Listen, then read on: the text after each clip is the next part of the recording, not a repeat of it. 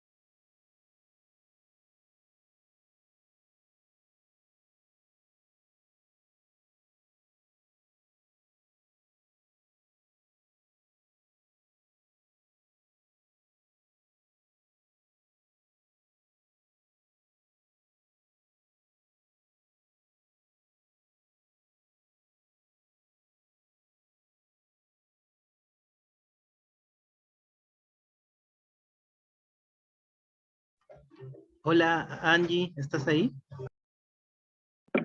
Profesor, buenas noches.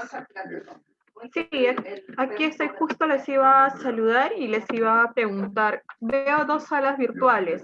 Lisette, ¿estás por ahí? ¿Paul? Sí, soy yo, Angie, soy Paul. Ok.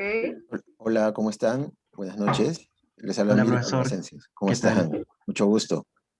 ¿Qué tal? Buenas noches. Entonces, Paul, ¿tú estás con sala virtual PUC 334 o como Sí, host? sala virtual 334. A ver. Ok. Entonces a ti te tengo que poner como host, make host, ¿cierto? Sí, así es.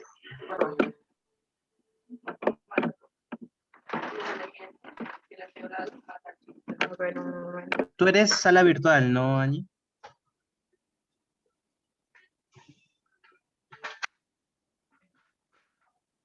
Sí, yo estoy como sala virtual. Ahorita voy a cambiar el nombre. Un toque. Ya.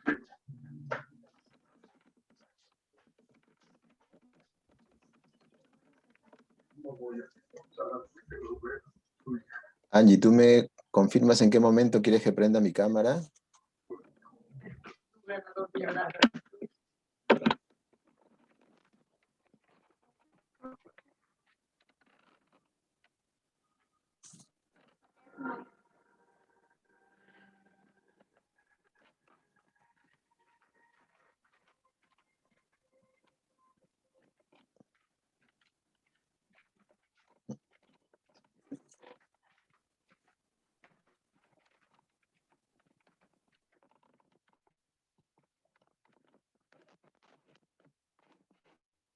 Ya, ahora sí, silencio total.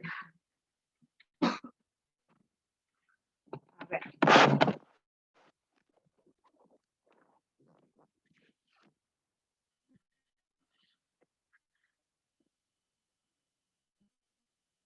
Profesor, yo le aviso 5 minutos para las 7 o a las 7 que en punto que iniciamos puede activar su cámara. Más bien, Paul, ya estás como host, ¿cierto? Sí, sí, Angie, yo soy como host. Ya, entonces ya podemos admitir a los participantes, ¿todo está bien? ¿O aún no? Perdón, Angie, no te escuché bien. ¿Cómo dijiste? Ya podemos admitir el ingreso de los demás participantes. Sí, claro. Tú ahorita vas a hacer tu presentación, ¿cierto? Claro, yo inicio con la presentación, con el saludo, con la presentación tanto del instituto, luego del docente. Sí, está bien. Entonces hago ingresar a todos. Sí, si tú gustas, vas admitiendo o también lo puedo ir haciendo yo, no hay problema. Ya, listo. Yo voy a ir viendo el tema de Facebook. Ya, está bien. Listo, gracias, Angie. Angie, una consulta. Ya, profesor. Sí, en el momento ya que me das la palabra, yo comparto mi presentación para yo ir manejándola, ¿no es así? Porque esa es la que tienes tú. Claro, esa es la que tengo yo, solamente voy a compartir la pantalla de la presentación del instituto Ajá. y luego de la presentación del docente y finalmente le doy pase.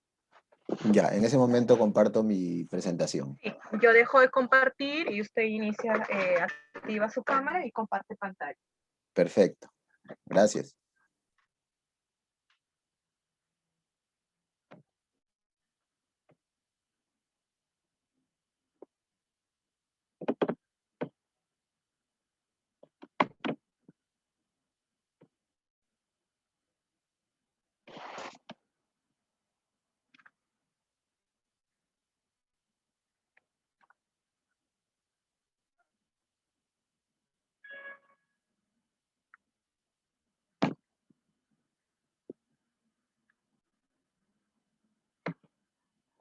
Paul, Paul, Sí, Angie. Sí, una dime. consulta, ¿tú vas a transmitir todo hasta el final o va a haber un corte? Bueno, yo tengo pensado transmitir desde la ponencia del profesor hasta el final. Ya, ok.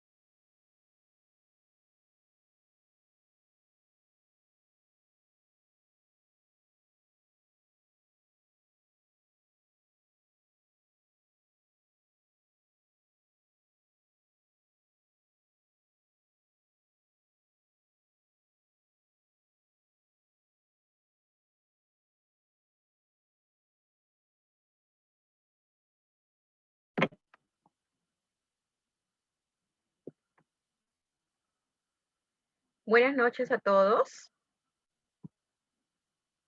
Les damos la bienvenida al Masterclass El liderazgo ético como base para un buen gobierno corporativo. A continuación, una breve reseña de nuestra institución.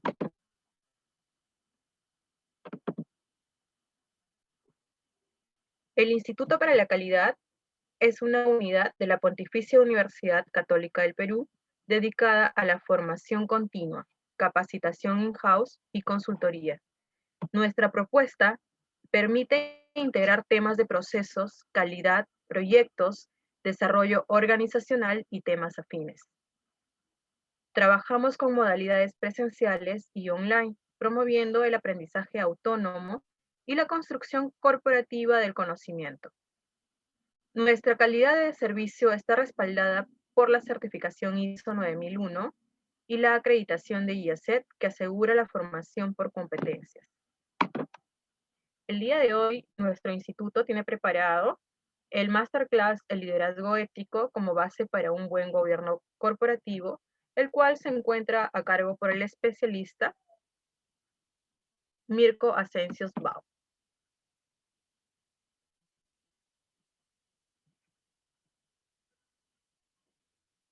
Mirko Asensios Bau, magíster en Administración por la Universidad ESAN, licenciado en Administración por la Universidad de Lima, realizó el curso de especialización en Control Interno y Gestión del Riesgo por la Universidad de Lima. Es un profesional con más de 30 años de experiencia en empresas transnacionales, de las cuales 7 años como jefe del Departamento de Gobierno Corporativo. También es responsable de su creación e implementación en la organización. Es docente en temas de comportamiento organizacional, ética y sostenibilidad empresarial. Su cargo actual es socio de Gobernanza y Transparencia Consultores, empresa especializada en gobierno corporativo. Vamos a dar pase al profesor para que pueda iniciar con el Masterclass. Ok, muy buenas noches. Buenas noches. Sí, ¿cómo están? Voy a compartir mi pantalla. Un segundito para comenzar.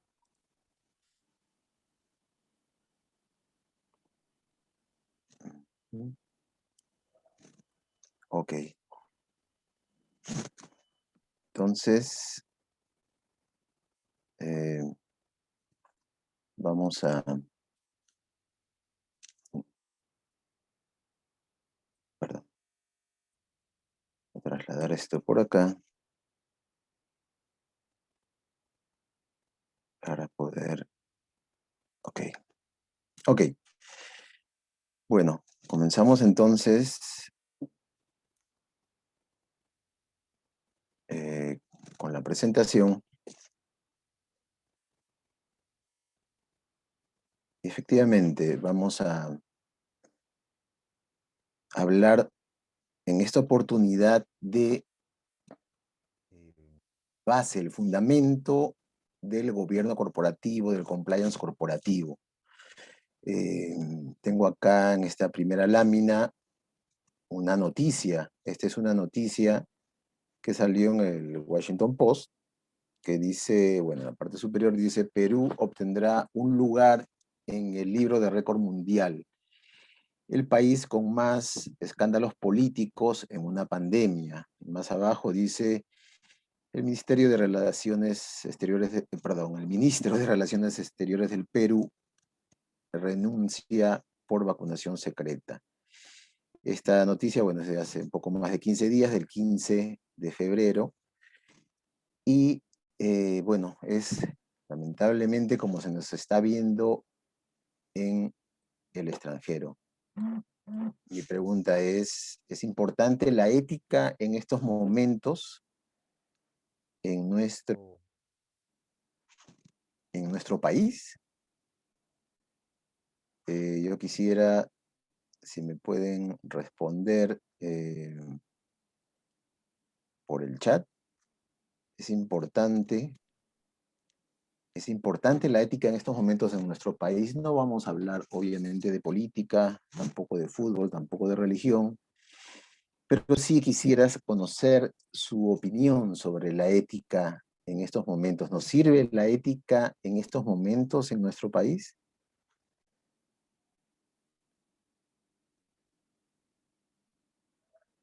Ah,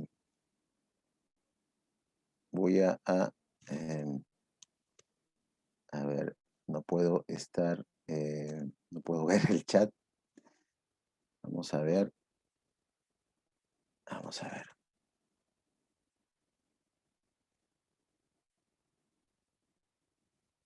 No sé por qué. Si tengo acá.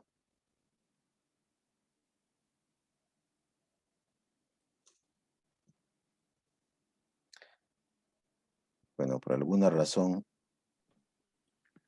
Le voy ayudando con los mensajes, Sí, profesor. por favor. Sí, si me puedes. Sí, Jorge Polanco nos comenta, la ética debe ser parte importante de en nuestra vida en todas sus dimensiones.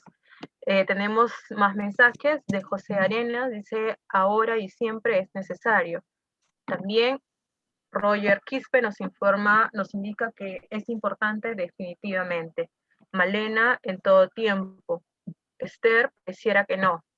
Ronald, sí, siempre. ¿Sí? Ok. Bueno, como podemos ver, todos están de acuerdo que sí es importante, Es ¿no? Y en todo importante. momento.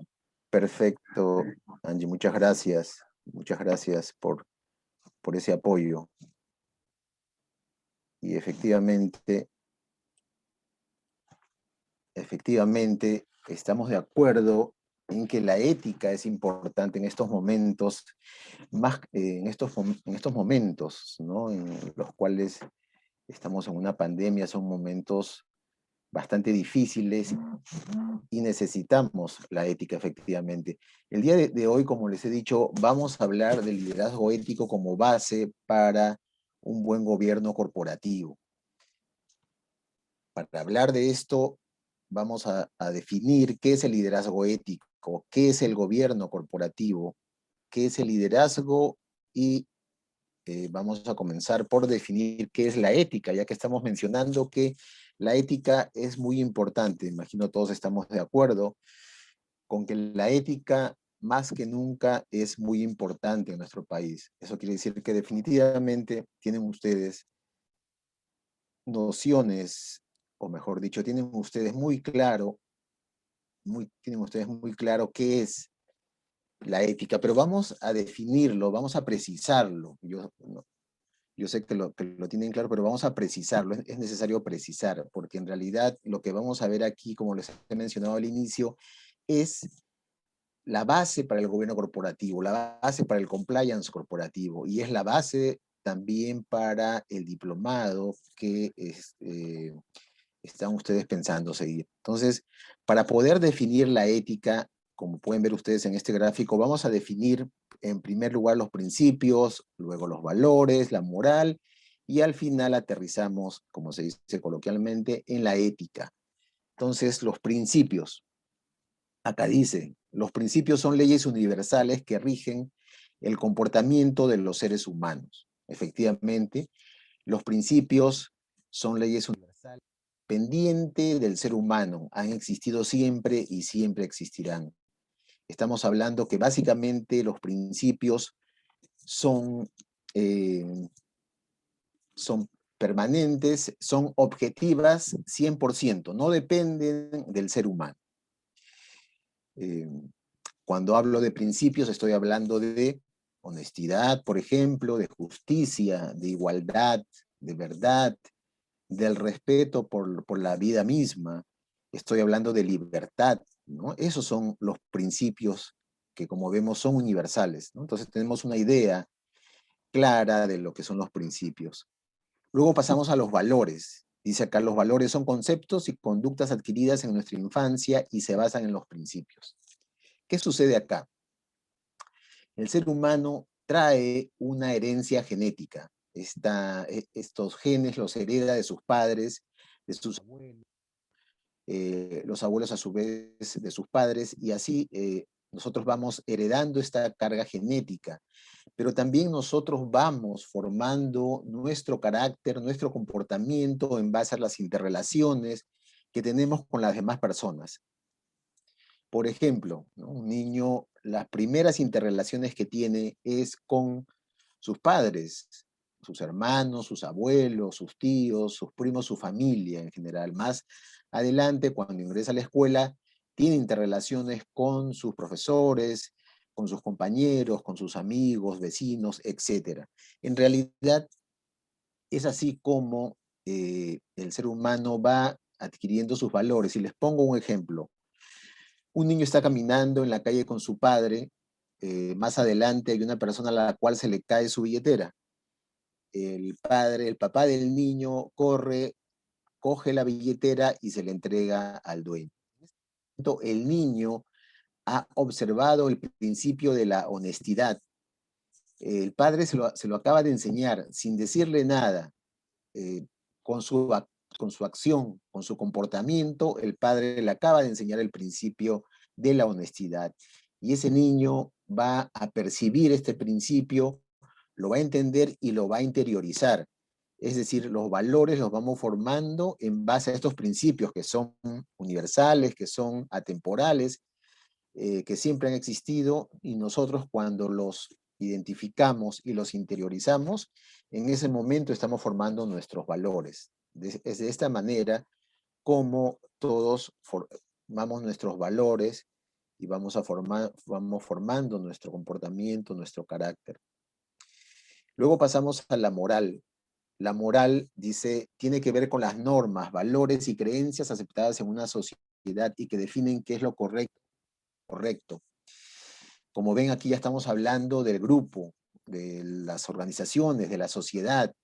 La moral son todos esos valores, ¿no?, que tenemos nosotros, pero que ahora son reconocidos por el grupo, por la organización a la cual pertenecemos, por la sociedad en la cual estamos viviendo.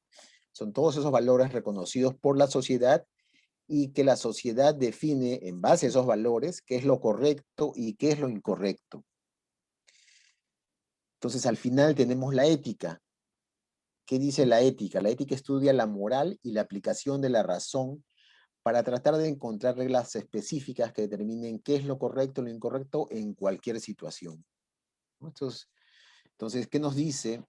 La ética estudia esos valores que son entonces reconocidos por toda la sociedad, pero además nos dice esta definición que nosotros utilizamos nuestra razón, utilizamos nuestro pensamiento cognitivo para determinar qué es lo correcto versus lo incorrecto y escoger siempre la toma de decisión siempre sobre lo correcto.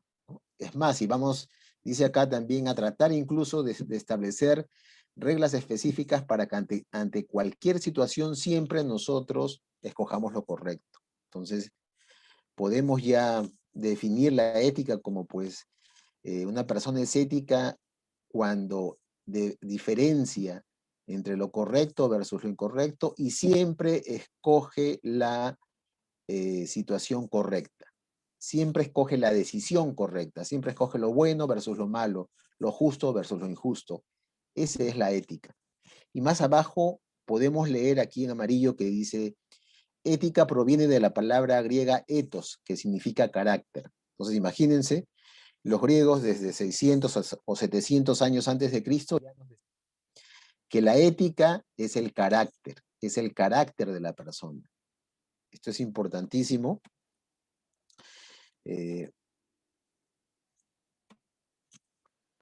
Entonces, ¿para qué sirve la ética? No sé si ustedes han escuchado de Adela Cortina. Adela Cortina es una de las máximas representantes de la filosofía y ética de nuestros tiempos. Bueno, tiene innumerables títulos. Ella es de la Universidad de Valencia en España y tiene varios libros. Uno de los libros justamente se llama ¿Para qué sirve realmente la ética? Presenta ahí 9 razones para qué sirve la ética y vamos a hablar acá solamente de uno. La Cortina nos dice, la ética sirve para intentar forjarse un buen carácter que aumente la probabilidad de ser felices y justos, al estimar los mejores valores y optar por ellos. Además nos dice costumbres, los costumbres generan hábitos y los hábitos forman el carácter.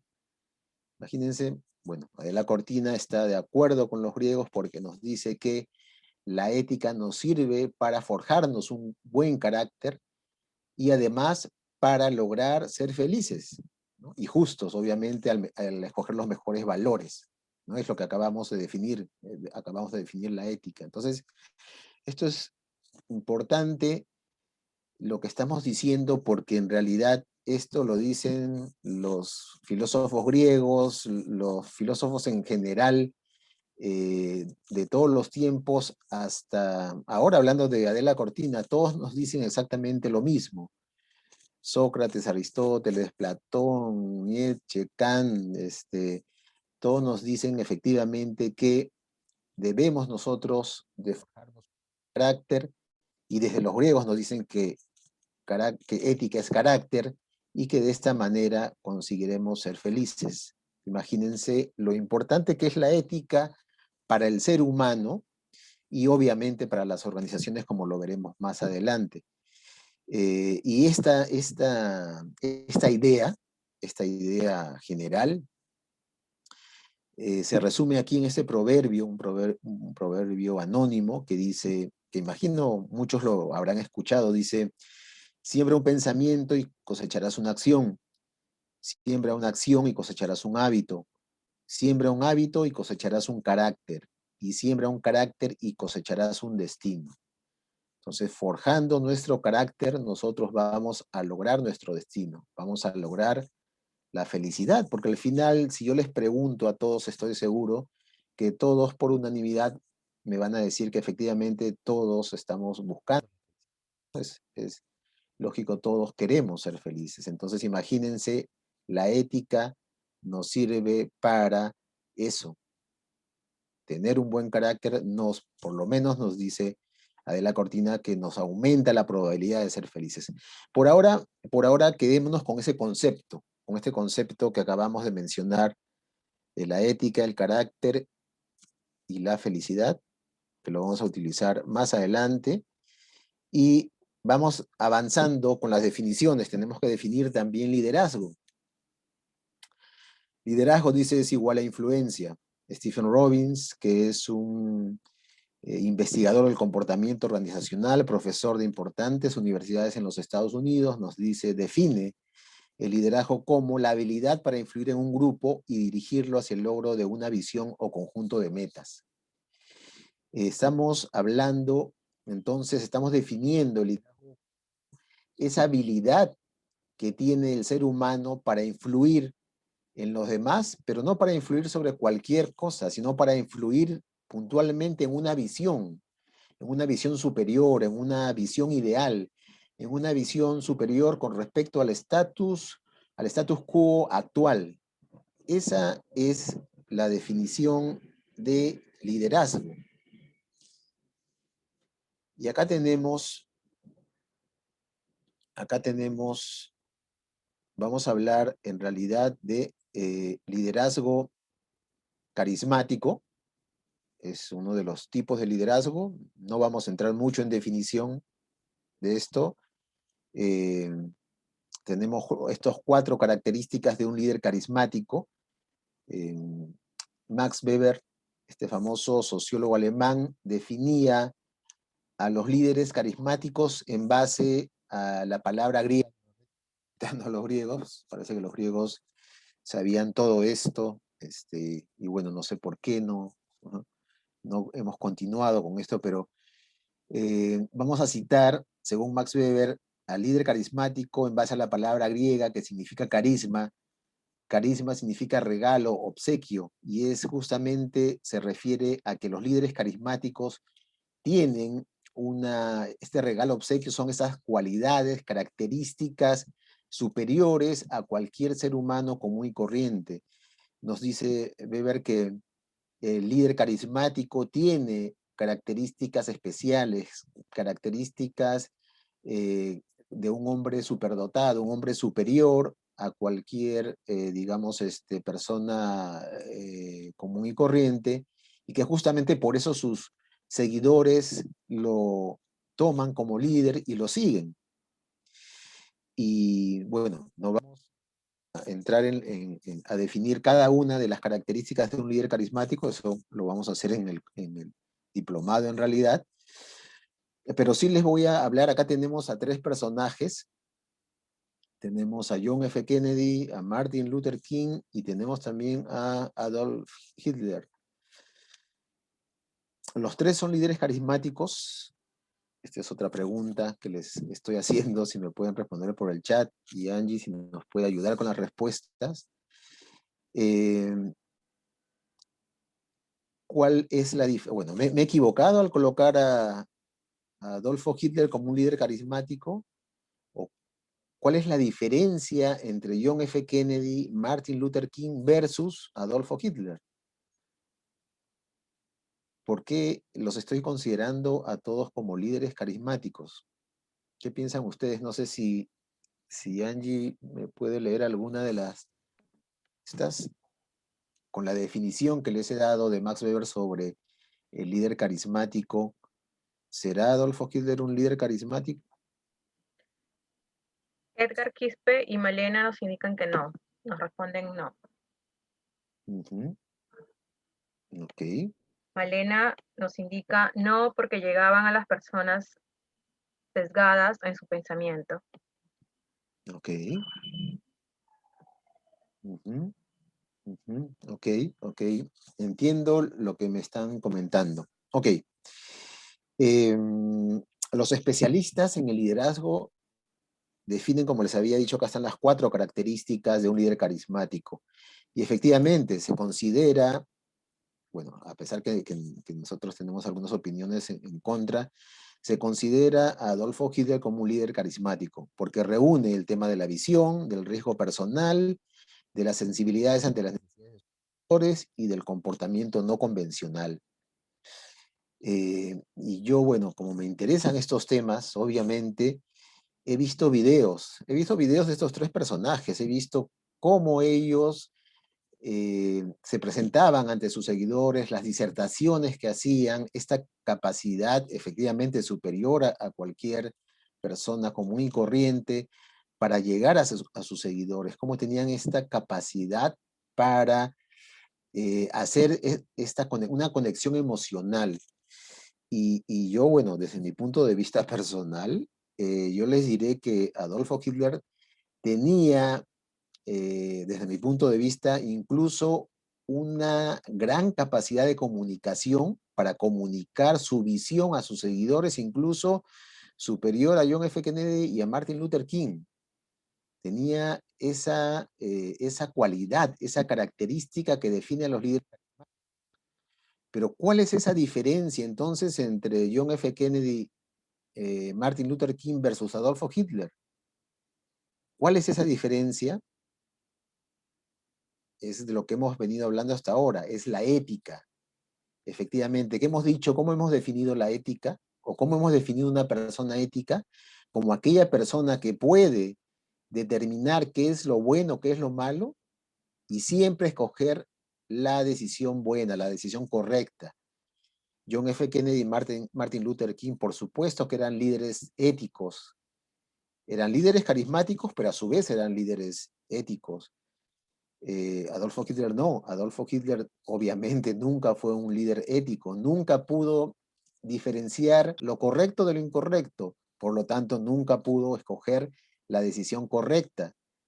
Es decir, en pocas palabras, lo que les quiero manifestar es que nosotros podemos llegar a ser grandes líderes, y hay varios tipos de liderazgo. Estoy seguro que ustedes tienen ya personal a su cargo, ya son gerentes, jefes, supervisores, o encargados con personal a su cargo. Ustedes están liderando ya un grupo de personas. Ustedes pueden ser, por su estilo de liderazgo, pueden ser líderes carismáticos, líderes transformacionales, líderes transaccionales, etcétera, pero siempre deben de ser líderes éticos. Así como estos 2 personajes, Kennedy y Luther King, eran líderes carismáticos, a su vez ellos eran siempre líderes éticos. a diferencia de Hitler, que era un excelente líder carismático, pero nunca llegó a ser un líder ético, por eso es considerado pues uno de los personajes más nefastos que ha tenido nuestra humanidad.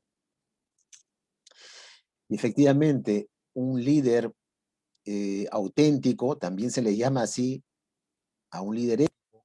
Un líder ético es también un líder auténtico. Se les llama auténticos porque un líder ético, un líder auténtico, se conoce a sí mismo, sabe cuáles son sus valores, estos valores que hemos hablado al inicio, sabe obviamente diferenciar entre lo correcto de lo incorrecto y siempre va a escoger la decisión correcta. Entre todas las alternativas, entre la alternativa buena o mala, justa o injusta, siempre va a escoger la alternativa justa, la alternativa correcta, la decisión correcta. Eso hace que la principal cualidad de un líder ético, de un líder auténtico, sea la confianza. Y la confianza, como se define aquí abajo en amarillo, es ese estado psicológico que ocurre cuando el individuo accede a mostrarse vulnerable ante otra persona porque sabe que siempre las decisiones de esta persona van a ser positivas. Confianza que genera un líder ético es de tal grado, de tal nivel, que los seguidores llegan a tener fe en sus líderes. Imagínense, van a tener fe en sus líderes, aunque las cosas vayan mal, aunque las cosas vayan equivocadas, siempre van a tener fe en sus líderes, justamente porque saben que ellos siempre, a pesar de las circunstancias, a pesar que de repente las situaciones sean incluso negativas para el líder ético, este siempre va a escoger la decisión correcta. Entonces, continuamos. Entonces, ya tenemos ideas claras de lo que es la ética, tenemos idea clara de lo que es el liderazgo, y en este punto, entonces, yo pregunto, ¿podemos liderar a los demás si antes no nos lideramos a nosotros mismos? Somos dueños de nuestro destino, tenemos la libertad para tomar nuestras propias decisiones. ¿Realmente tomamos nuestras propias decisiones? Yo pregunto, y en este caso yo mismo me respondo. A ver, les pongo un ejemplo, porque imagino que ustedes se están preguntando a sí mismos, están respondiéndose a sí mismos, están utilizando esa capacidad que tiene el ser humano de la autoconciencia y se comienza a pensar sobre sí mismo, sobre sus pensamientos. ¿Realmente me lidero yo a mí mismo? ¿Tomo libremente mis propias decisiones? Les voy a poner un ejemplo ficticio. Vamos a suponer que ustedes en sus trabajos han venido trabajando un tema puntual durante meses, porque de este tema es un proyecto muy importante que ustedes están desarrollando. Perdón, creo que se ha ido el video. Perdón, mi cámara. Ya, nuevamente, disculpen. Entonces, ustedes están preparando un proyecto y lo van a presentar el día de mañana, y en base a ese proyecto tan importante que lo han venido trabajando durante meses, de ese proyecto va a depender, bueno, este va a ser un comité de gerencia donde van a estar incluso los directores, y de ese proyecto va a depender su ascenso, va a depender su incremento de sueldo, y en fin, esto ya va a despegar su línea de carrera en la compañía. Obviamente entonces es un tema muy importante para su éxito personal en la compañía en la cual ustedes están laborando. Entonces, llega el día de mañana, ustedes obviamente se despiertan temprano, se bañan, se cambian, toman su desayuno, se suben a su auto y salen a manejar, y salen a manejar tranquilos. Obviamente están saliendo temprano para llegar temprano a preparar su PPT para hacer la presentación tan importante para ustedes. Están manejando y en ese momento un taxi, bueno, estoy poniendo un ejemplo cualquiera, no es que tenga algo negativo contra los taxistas, es cualquier ejemplo que se me ha ocurrido, como muchos otros que nos pueden ocurrir durante el día. Simplemente he escogido este ejemplo porque es algo que nos puede pasar o de repente que ya nos ha pasado. Entonces, un taxi nos cruza a toda velocidad, nos ha cerrado y cruza y avanza a toda velocidad, y si nosotros no reaccionamos, frenamos e incluso doblamos a la derecha para no chocarlo, si no hacemos eso nos hubiera chocado. Felizmente hemos doblado un poco a la derecha, no había tampoco un auto a la derecha y el auto se va, el taxi se va a toda velocidad y ustedes en ese momento se encolerizan, se llenan de cólera y comienzan a perseguir al taxista. ¿Para qué? De repente ni lo han pensado, pero para gritarle, para increparle, para cerrarlo, para bajarse, no lo sé. Y en este caso hipotético, ustedes lo están siguiendo y lamentablemente pierden el control y se suben a la acera y atropellan a 2 personas. No, no mueren las personas, gracias a Dios, pero las han lesionado. Obviamente, en esta situación, ustedes auxilian a las personas, las llevan a la clínica, al hospital para que los atiendan, y ustedes ya lamentablemente no llegan a dar su presentación y pierden esta oportunidad lamentablemente de ascenso, de incremento de sueldo, de línea de carrera. ¿Qué pasó en este ejemplo hipotético? Y es hipotético, pero hay casos reales, ¿eh? Hay casos reales, no sé si ustedes se acordarán, pero ocurrió esto en la Javier Prado, donde efectivamente, no sé si efectivamente el taxi cerrado a esta persona, pero estaban en carreras y acá lamentablemente en este hecho real la persona se subió a la acera y mató a 2 personas. Ok, en este ejemplo hipotético no, pero puede pasar, como ustedes pueden ver, esto puede pasar. ¿Qué pasó en este ejemplo hipotético? ¿Por qué esta persona tomó esa decisión? Para comenzar, tomó una decisión, pero ha manejado y ha perseguido al taxista. ¿Por qué en lugar de simplemente dejarlo ir y él ir a su reunión, que es tan importante para él, por qué en este caso hipotético tomó esta mala decisión? Algunos me podrán decir, bueno, es que no fue una decisión, fue un impulso. Pero entonces no hemos tomado una decisión, nosotros somos personas entonces reactivas, no somos personas proactivas, reaccionamos, estamos viviendo nuestra vida de manera reactiva, así como pasa esta situación, nos pasan decenas de cosas durante el día o de repente cientos de cosas durante el día similares y nosotros vivimos reaccionando ante todas estas cosas, no estamos tomando entonces ni siquiera decisiones, las decisiones las están tomando los otros, podemos decir que somos líderes de nosotros mismos, tomamos realmente nuestras propias decisiones. Para responder esto, tengo que explicarles las actitudes. Las actitudes, esta es una teoría del comportamiento organizacional, es un tema científico en realidad, las actitudes del ser humano. Las actitudes son juicios de valor sobre una persona, un objeto, un evento, una situación. Reflejan cómo se siente alguien con respecto a algo, con respecto a una persona, con respecto a un evento.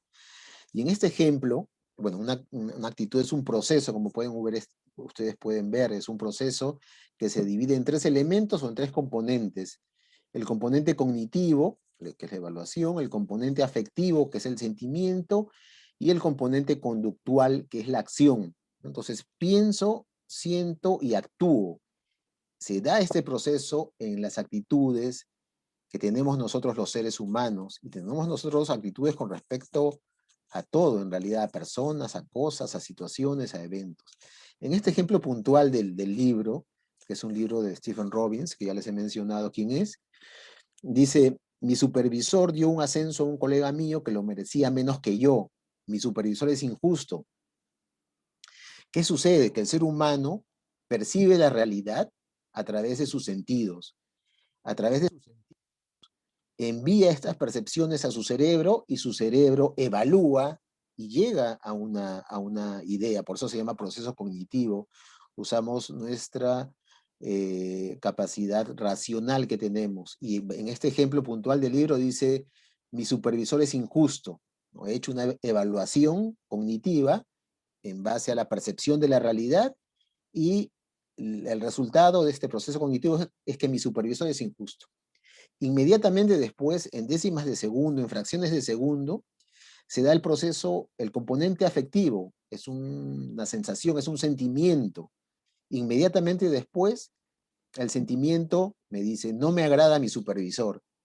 E inmediatamente después se da el componente conductual, la acción, nuestro comportamiento. En este ejemplo dice, estoy buscando otro trabajo, me he quejado a mi supervisor con cualquiera que me escucha. Entonces, en general, acá en amarillo, el componente fundamental de una actitud es su componente afectivo.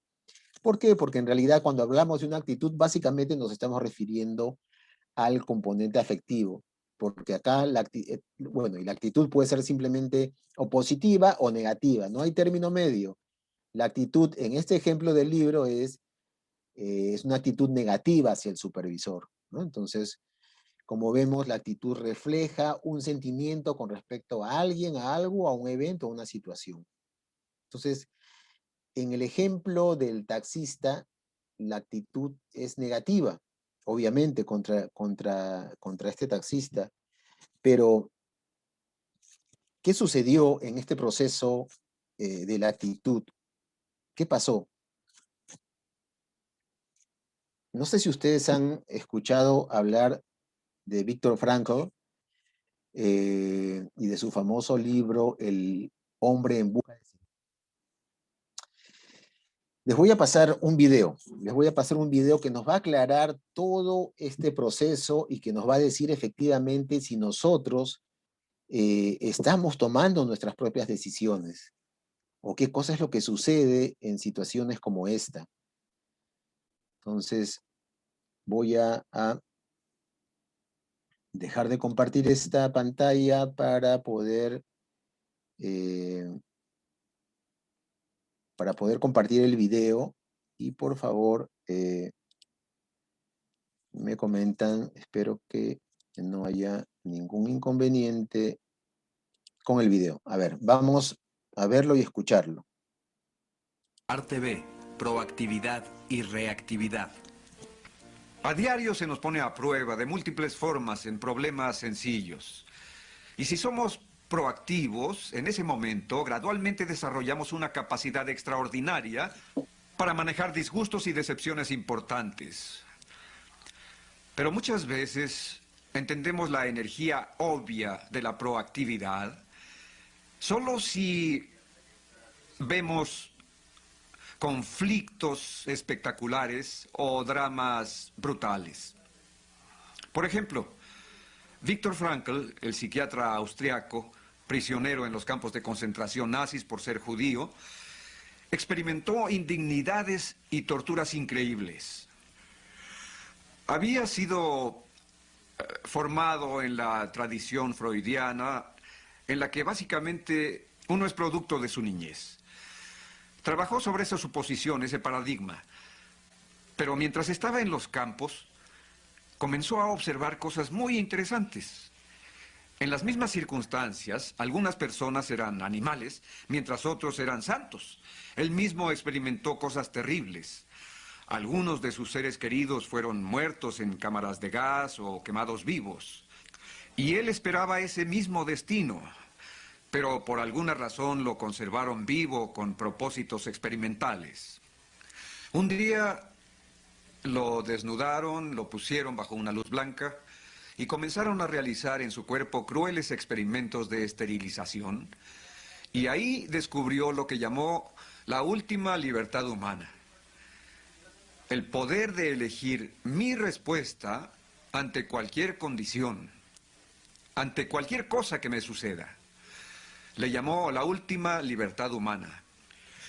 Y cultivó esta íntima respuesta hasta el momento en que, en su imaginación, se vio enseñando a sus estudiantes en Austria, después de ser liberado del campo, todas las experiencias que estaba teniendo, las reflexiones, el aprendizaje que estaba adquiriendo, y llegó a postular que el más alto valor humano es el poder de elegir una actitud en situaciones sobre las cuales no se tiene control. Esa era la última libertad humana. Si quieren otra evidencia de esto, ¿cuántos de ustedes han visto a un ser querido, a un amigo entrañable, a un miembro de su familia, pasar por una enfermedad terminal con una actitud magnífica? ¿Cuántos han experimentado eso? Vean las manos, vean el número. ¿Cuántos estuvieron profundamente inspirados por ese modelo? Las mismas manos. Yo lo viví con mi hermana Marilyn, quien acaba de morir. La noche anterior a su muerte me dijo: mi único deseo es enseñar a mis hijos y a mis nietos cómo morir con dignidad y con el deseo de contribuir y vivir la vida noblemente y con base en principios. El cáncer en sus pulmones era como un árbol que le crecía por dentro, pero su objetivo durante los meses o aún los años anteriores fue el de enseñar algo.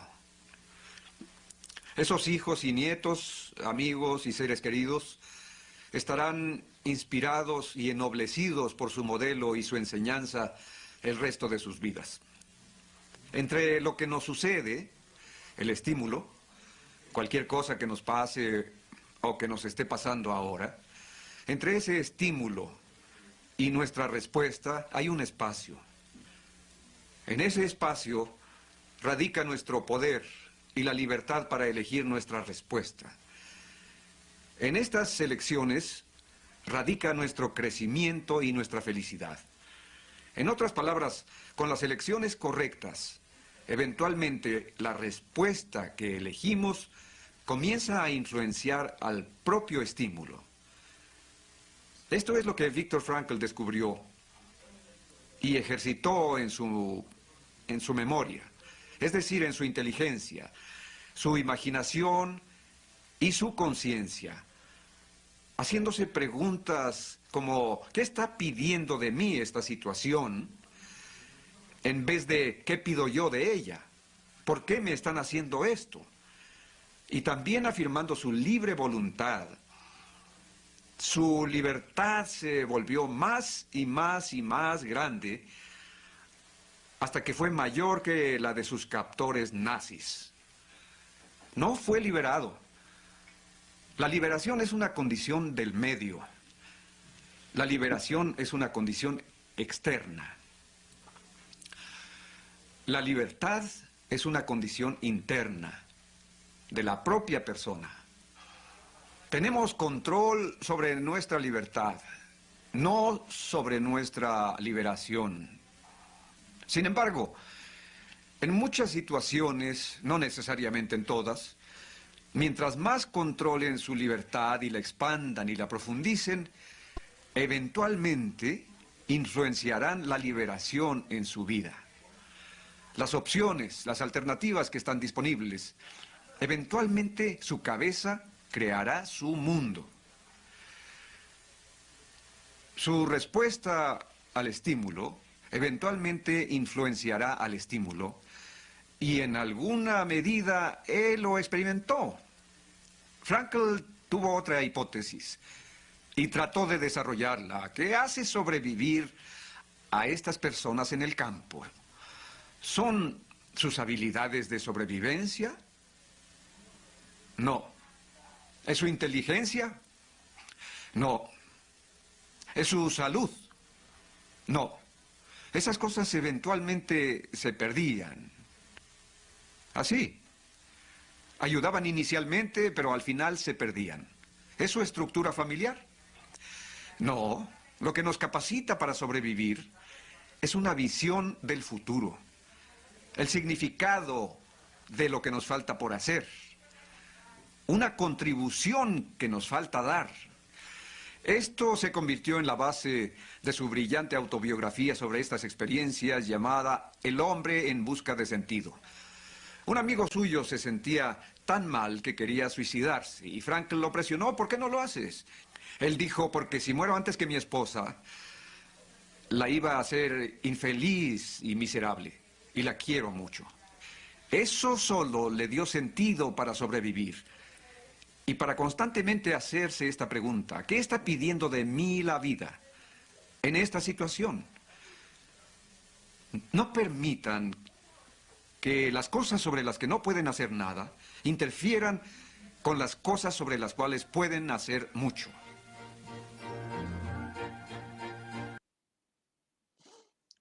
Ok. Nuevamente voy a compartir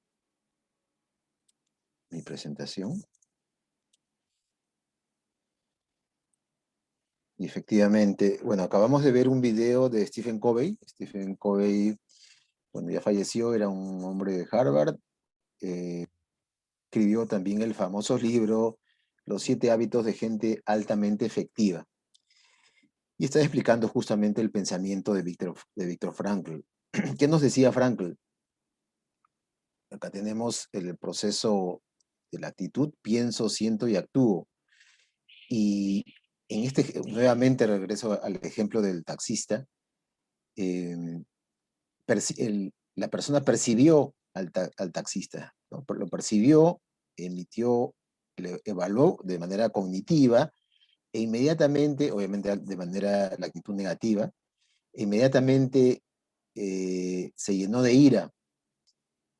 Pero lo que nos dice Frankl es que entre estos dos, entre el estímulo y la respuesta, hay un espacio, y efectivamente aquí es donde nosotros debemos de reaccionar, y en lugar de que nuestro sentimiento sea de ira, debemos de tener esa capacidad, esa habilidad para poder pensar nuevamente y elegir la situación correcta. Como ven, estamos hablando nuevamente de la ética, que es la base del gobierno corporativo, que es la base del compliance corporativo, y que es la base también de la diplomatura de la que estamos hablando. Entonces, eso es lo que nos dice Viktor Frankl. Nosotros tenemos esa capacidad y, digamos, tenemos que evitar ser personas reactivas, tenemos que ser personas proactivas. Una persona proactiva es aquella que tiene la capacidad de elegir cómo sentirse, ¿no? A esto Frankl le llamó la última de las libertades del ser humano. Y eso es lo que nosotros tenemos que hacer siempre. Debemos nosotros de en todo momento estar tratando de desarrollar la autoconciencia, que es, como les he dicho, también que tenemos nosotros los seres humanos, de estar, digamos, como autoobservándonos. Si nos puede pasar, en este ejemplo del taxista, obviamente, el tema del impulso nos puede ganar, pero ¿qué pasa la segunda vez? Porque es muy probable que nos vuelva a pasar, con el tráfico que tenemos, es probable que nos vuelva a pasar.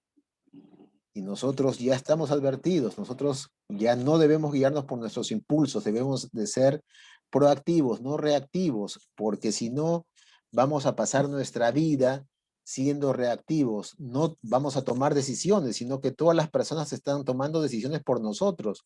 Nunca vamos a ejercer el liderazgo de nosotros mismos, y cómo pretendemos entonces liderar a las demás personas, si ni siquiera podemos liderarnos a nosotros. De esta forma, señores y señoritas, de esta forma forjamos nuestro carácter. Nosotros forjamos nuestro carácter con la toma de decisiones. La toma de decisiones es importantísima para el ser humano. La toma de decisiones crea nuestra vida. Nosotros vamos creando nuestra vida con nuestra toma de decisiones. Pero si somos personas 100% reactivas, no estamos tomando ninguna decisión. La está tomando, en este ejemplo del taxista, la está tomando el taxista, o realmente ni la está tomando el taxista, la está tomando el defecto que tiene el taxista en su personalidad. O sea, imagínense, nuestra vida la estamos llevando en base a los defectos de los demás.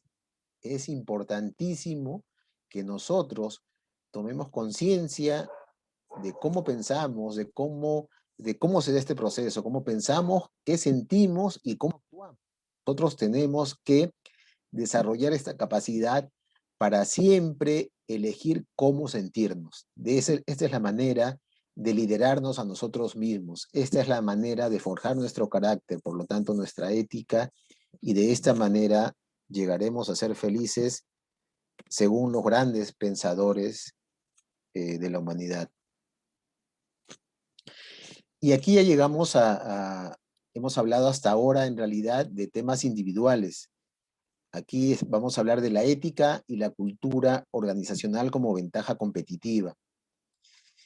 Ya estamos hablando de grupos, estamos hablando de sociedad, estamos hablando de organización, porque así como la ética debe de guiar nuestra vida en todo momento, en toda situación, la ética también se va a transmitir a la cultura organizacional, a la cultura de nuestra organización, de nuestra compañía, de la institución a la cual pertenecemos, a la cual trabajamos.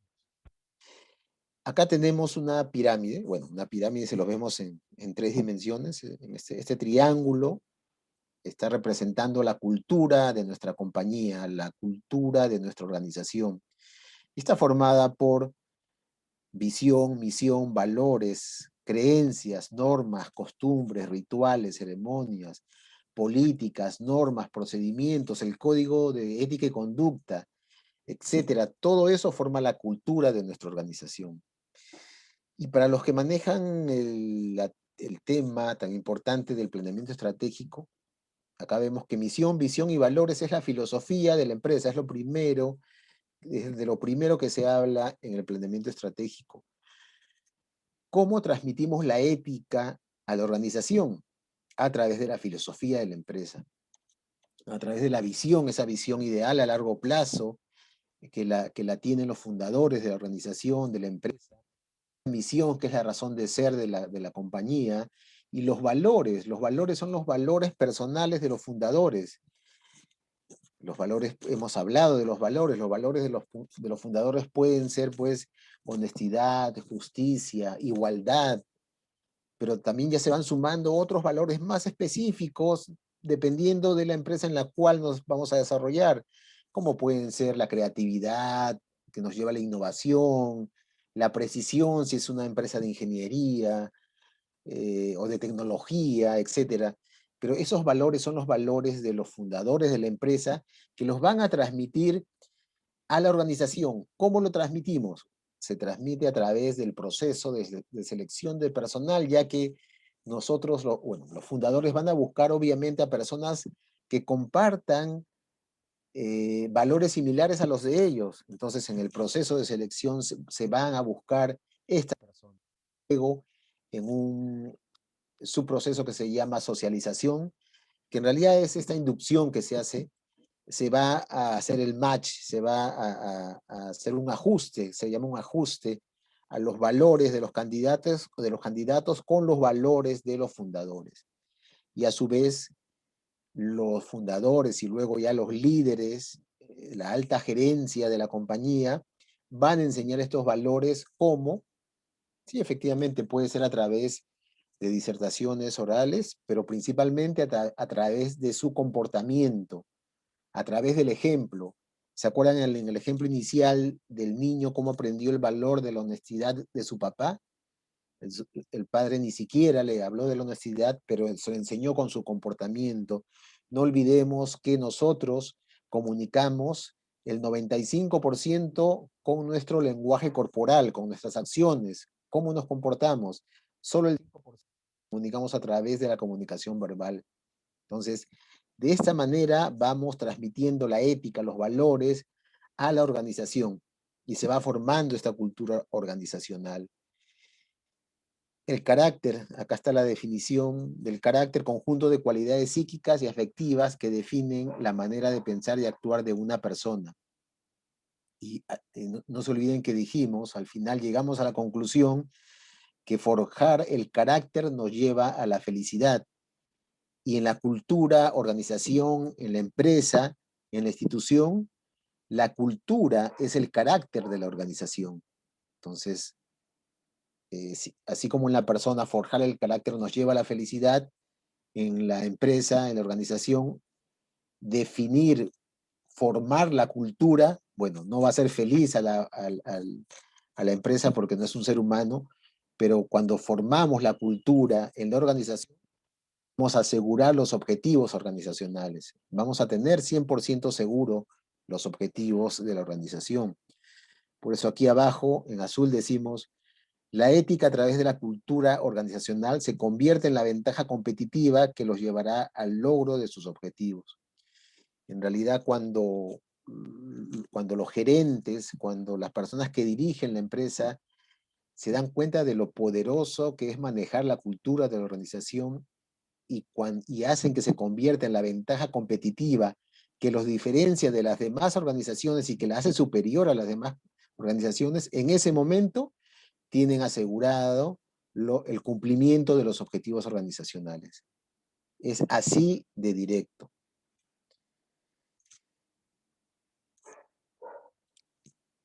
Y entramos ya a la definición de gobierno corporativo. Estas definiciones las da la Organización para la Cooperación y el Desarrollo Económicos, la OCDE, y dice: el gobierno corporativo abarca una serie de relaciones entre el cuerpo directivo de la empresa, su consejo, accionistas y partes interesadas. En pocas palabras, nos está diciendo que el gobierno corporativo va a regular las relaciones entre la empresa y todos los stakeholders, entre la empresa y todos los grupos de interés. Este es uno de los objetivos del gobierno corporativo, que es importantísimo, porque va a regular el gobierno corporativo va a regular estas relaciones de manera ética, de manera justa.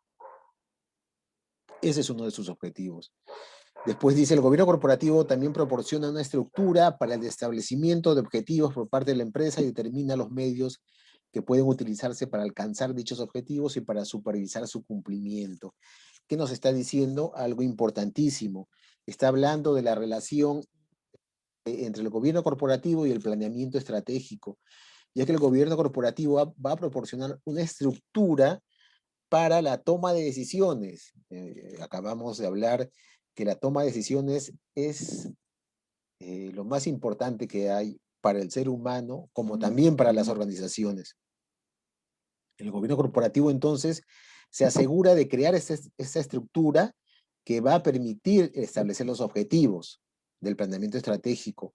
Y no solamente eso, sino que el gobierno corporativo va a gestionar la empresa de tal manera que se cumplan los objetivos organizacionales.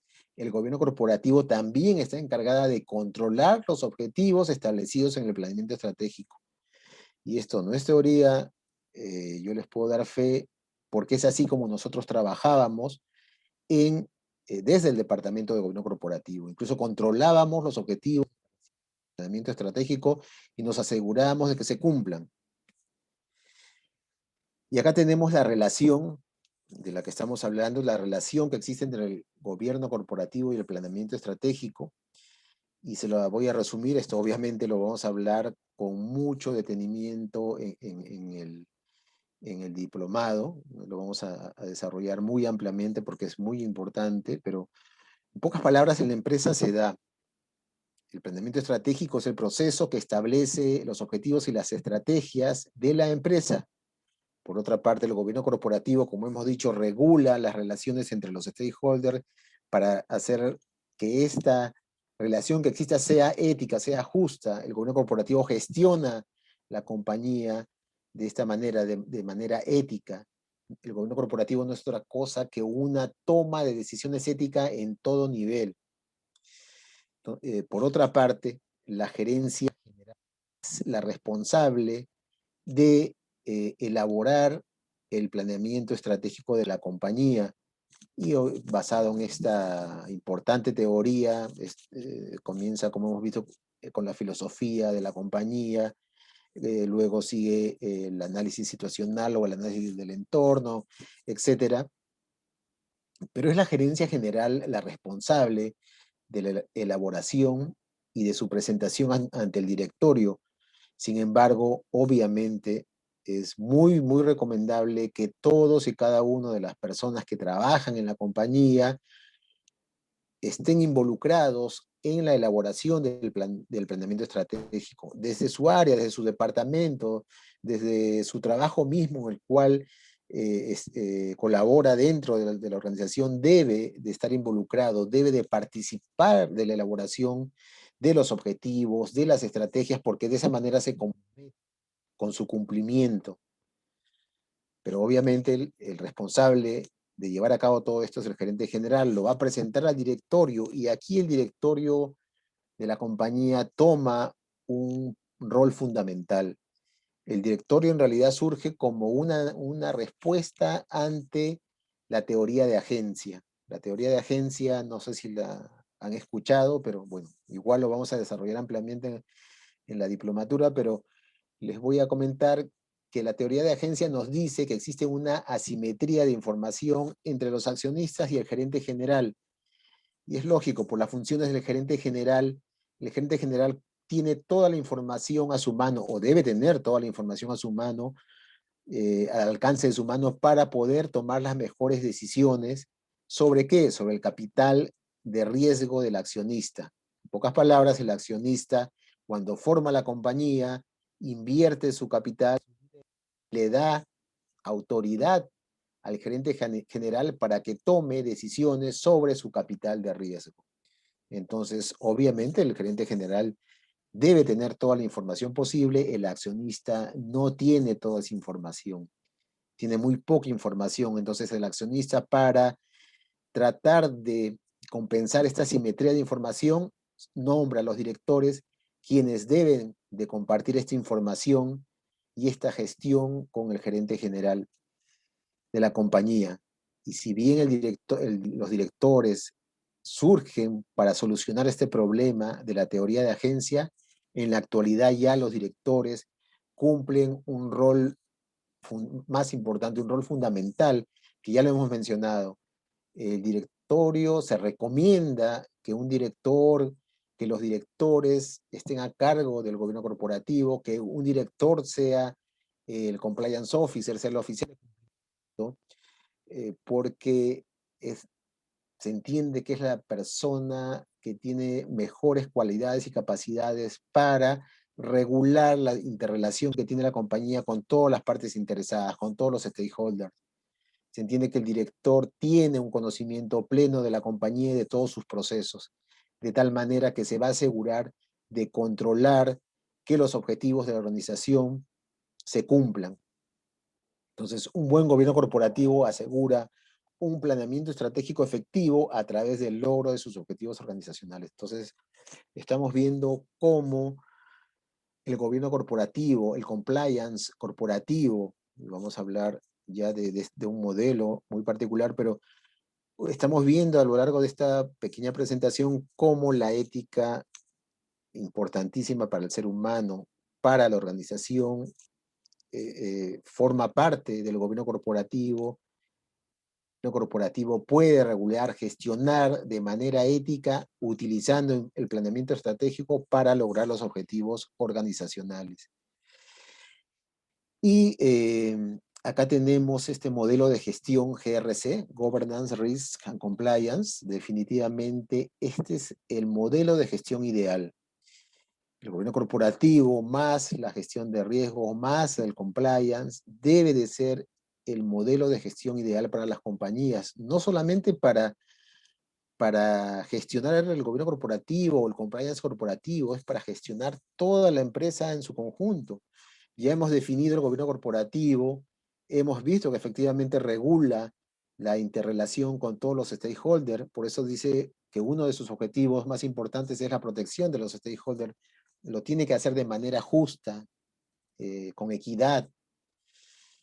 La gestión de riesgos no es otra cosa como tal, como lo dice ahí, optimización del riesgo. La gestión de riesgo va a establecer el apetito de riesgo de la compañía y va a implementar el proceso de riesgo, que no es otra cosa que identificar, evaluar y priorizar y minimizar los riesgos, ¿no? A través de la gestión de riesgos debe de estar involucrada, imagínense, desde la creación del planeamiento estratégico.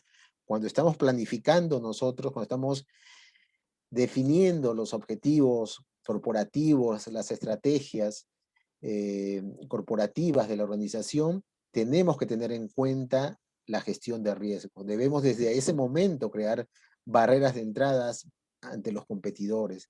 Tenemos desde ese momento que gestionar el apetito de riesgo de la compañía. ¿Cuál va a ser ese apetito de riesgo? Y el compliance, como ya lo sabemos, el compliance nos va a garantizar el cumplimiento de las obligaciones y los compromisos de la compañía, con todos sus stakeholders, con todas las partes interesadas, con la sociedad, el gobierno, los proveedores, los acreedores, pueden ser el sindicato, ¿no? Todo esto son los grupos de interés externos, pero también con los grupos de interés internos, accionistas, directorios, alta gerencia, empleados, ¿no? El compliance se asegura del cumplimiento de las obligaciones de la empresa con todos los stakeholders de manera justa y equitativa. Definitivamente es la mejor manera de gestionar una empresa, ya que un gobierno corporativo, más la gestión de riesgos adecuada, más el compliance, nos da una toma de decisión efectiva. Como hemos dicho, la toma de decisión, así como crea la vida de la persona, una toma de decisión adecuada, efectiva, se va a asegurar del cumplimiento de los objetivos de la organización. Y hasta aquí hemos terminado con esta disertación. No sé si tienen alguna pregunta. Solamente quiero terminar con decirles que esta es la base del gobierno corporativo, es la base del compliance corporativo. Tenemos que gestionar en la interrelación de esas tres grandes teorías de GRC. Y es la base, obviamente, de la diplomatura que le estamos presentando. No sé si tienen alguna consulta. Yo, por alguna razón, no puedo ver los chats, Profesor, pero... sí, claro, tenemos algunas consultas por medio del chat. Tenemos Sí. la consulta de Noé Almendrades. Pregunta, ¿a qué se refiere exactamente con apetito de riesgo? Ok. El apetito de riesgo es, digamos, el grado de riesgo con el cual nosotros vamos a gestionar nuestra compañía. El riesgo nunca va a desaparecer. Nosotros, ahí, eso va a depender obviamente de la gestión de la compañía, ¿no? De los órganos de gobierno, de la compañía, accionistas, directorio, alta gerencia, con qué grado de riesgo estamos dispuestos a tomar nuestras decisiones. Porque como les digo, el riesgo nunca desaparece, incluso en el proceso de gestión de riesgo siempre va a quedar un riesgo residual. La idea es que este riesgo residual sea equivalente a nuestro apetito de riesgo, es decir, hasta ese, tenemos que tener ese grado de riesgo, vamos a tomar siempre nuestras decisiones con un grado de riesgo que va a ser aceptado por nuestros órganos de gobierno. No sé si mi explicación de apetito de riesgo. Tenemos una segunda consulta. Dayan Colana consulta, ¿cómo se evalúa la idoneidad moral de un gerente y un colaborador? Ok, en primer lugar, nosotros tenemos que gestionar nuestra compañía y como parte de la cultura organizacional, nosotros tenemos documentos, tenemos procesos formales que nos permiten a nosotros regular el comportamiento de todo nuestro personal, desde el gerente general hasta el último operario.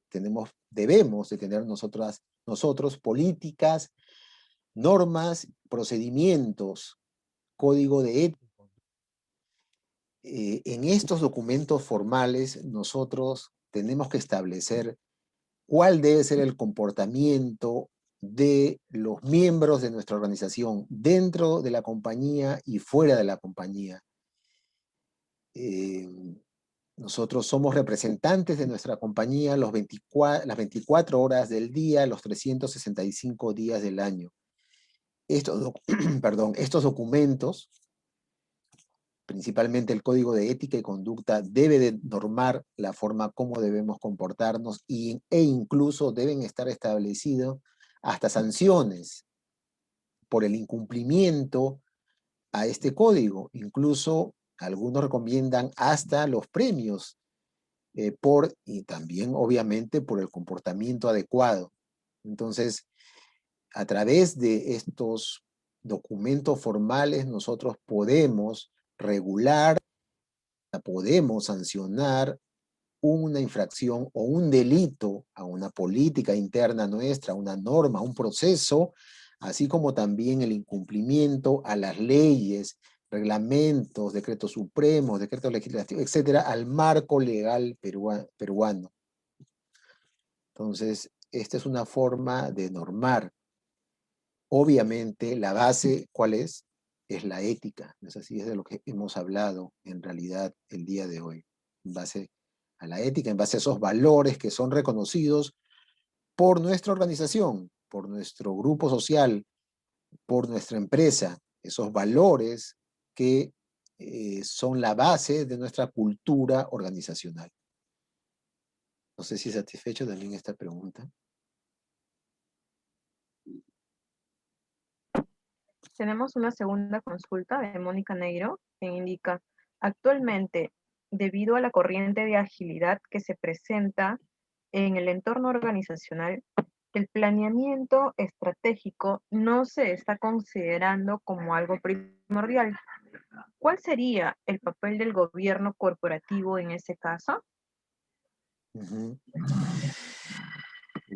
Muy buena tu pregunta, y es cierto, sí, es cierto, sé que algunas compañías, lo que pasa que aquí es muy importante el valor, ¿no? La creación de valor. Muchas compañías o muchos funcionarios o gerentes de compañías no se dan cuenta de las grandes herramientas que tienen ellos para gestionar la empresa. El planeamiento estratégico es una herramienta muy importante para gestionar desde dónde gestionamos la compañía, como lo expliqué, desde el gobierno corporativo. El gobierno corporativo nos va a permitir dirigir la compañía desde los sistemas que tenemos establecidos, desde la estructura para la toma de decisiones, y una de las herramientas básicas es el planeamiento estratégico. Esta combinación, esta gestión de la compañía utilizando el planeamiento estratégico es, digamos, yo les aseguro que es el éxito del cumplimiento de nuestros objetivos organizacionales. De esta manera podemos tomar nosotros las mejores decisiones. Y algo que los he mencionado, pero quiero enfatizar, es que también se da que muchos funcionarios efectivamente no utilizan el planeamiento estratégico. El gobierno corporativo, dicen, pues, bueno, el gobierno corporativo sí, pues, o sea, no es un documento que nos dice que tenemos que portarnos bien. O sea, están dándose cuenta del valor que tienen esta herramienta y este sistema para el logro de los objetivos organizacionales. Yo les aseguro que si se dieran cuenta de esto, gestionarían la empresa desde ese modelo GRC que les he mencionado, Governance, Risk and Compliance, utilizarían el planeamiento estratégico, utilizarían la cultura organizacional, y les aseguro que es así como se crean las grandes organizaciones, es así como se crea Google, como se ha creado Google, Amazon, Starbucks tiene como su principal ventaja competitiva la cultura de su organización. Es así como se forman estas grandes transnacionales. Tenemos que valorar estos sistemas y estas herramientas para el logro de nuestros objetivos, el éxito. No sé si tienen alguna otra consulta.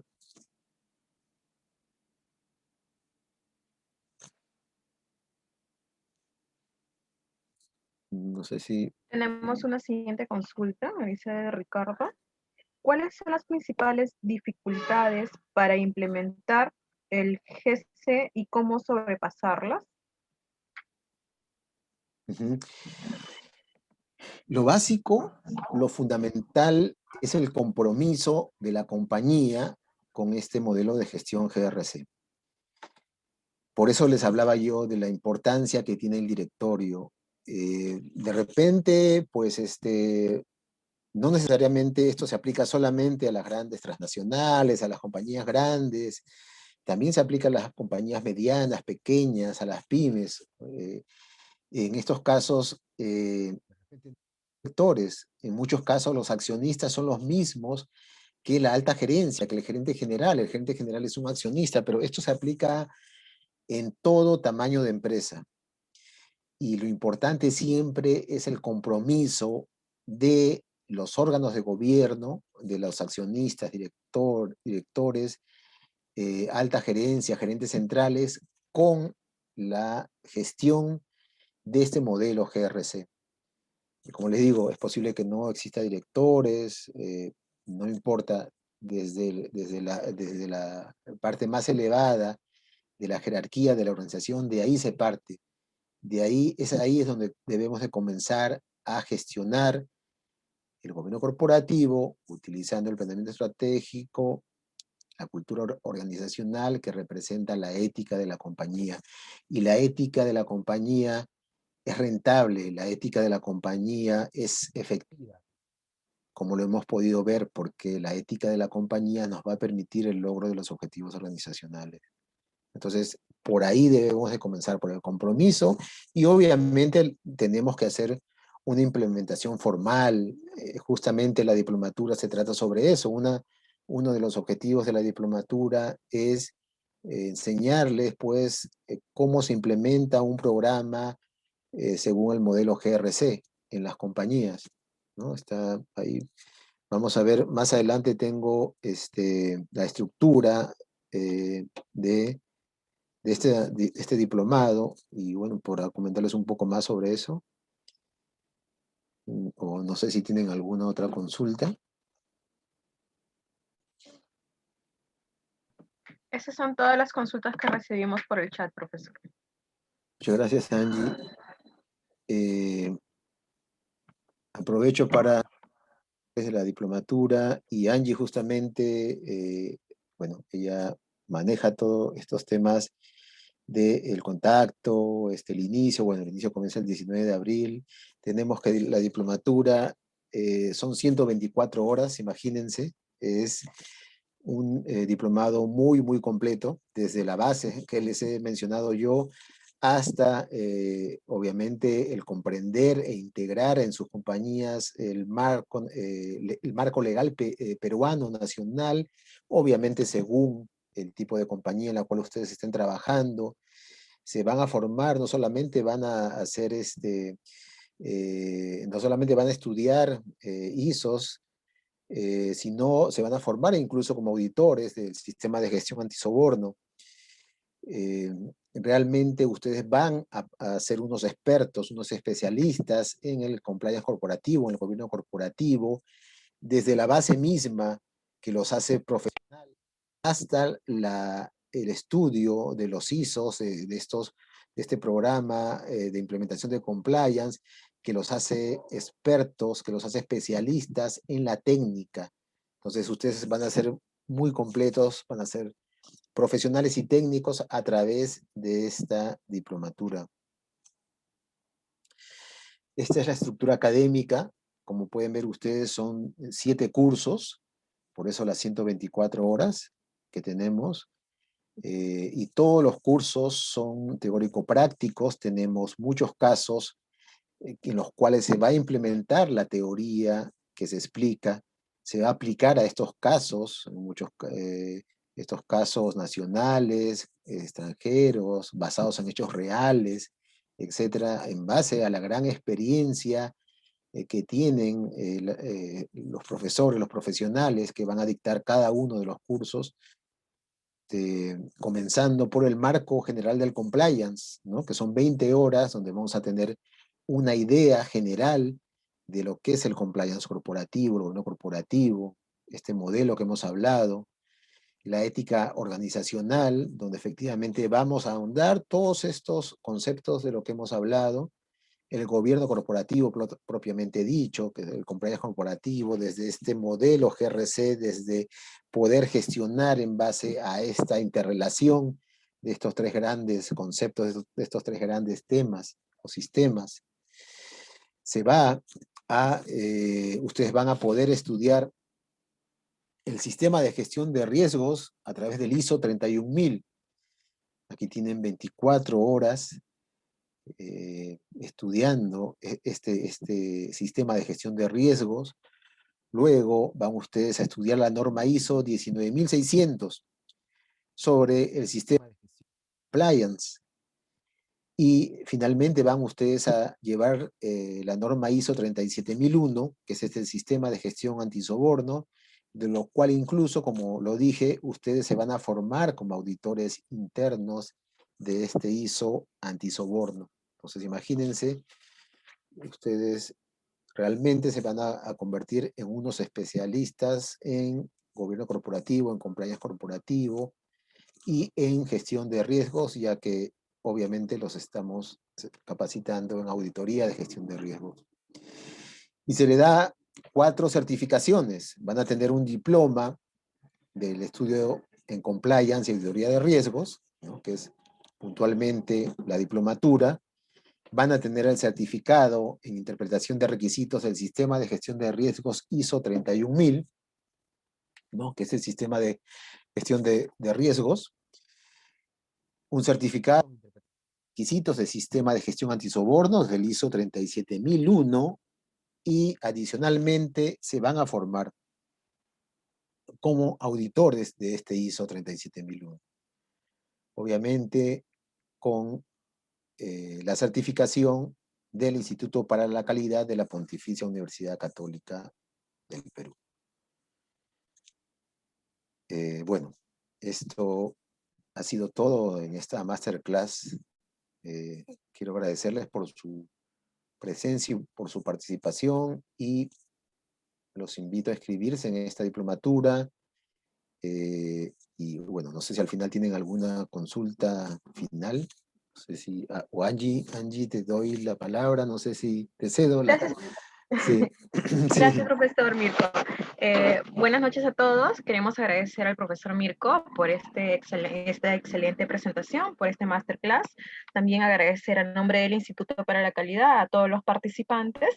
Bien, y les invitamos a poder conocer un poco más de nuestra diplomatura, así como también a seguir participando de los masterclass que venimos programando, ¿no? Ustedes, si desean mayor información, nuestros masterclass son totalmente gratuitos. Bien, y en caso que ustedes se encuentren interesados en la diplomatura de compliance, me pueden escribir o contactar por el número de WhatsApp, correo electrónico o vía telefónica, ¿no? En estos momentos les estoy... profesor, ¿podría poner una presentación anterior donde figuran los datos de contacto, por favor? Perdón, discúlpame. Sí. Sí, allí están los datos de contacto. El correo es capacitación-ic2@pucp.edu.p, o el número de celular, como les vuelvo a repetir, pueden comunicarse vía WhatsApp, ¿sí? Si no tienen alguna consulta adicional con el profesor, les agradecemos por su participación y muy buenas noches a todos.